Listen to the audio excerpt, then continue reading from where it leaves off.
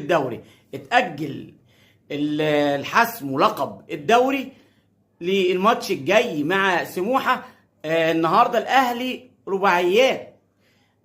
اسامه ابو علي النهارده يمين بيسجل، بشماله بيسجل، هيدرز يسجل، ضربات جزاء يسجل، من كورنر يسجل، من كله.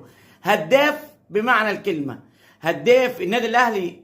بحث ودور عنه وانتظروا فتره طويله وسنين من بعد ما اعتزل متعب الحراس عماد متعب، لكن النهارده مولد نجم جديد اسمه الفدائي اسامه ابو علي. كل مباراه جون.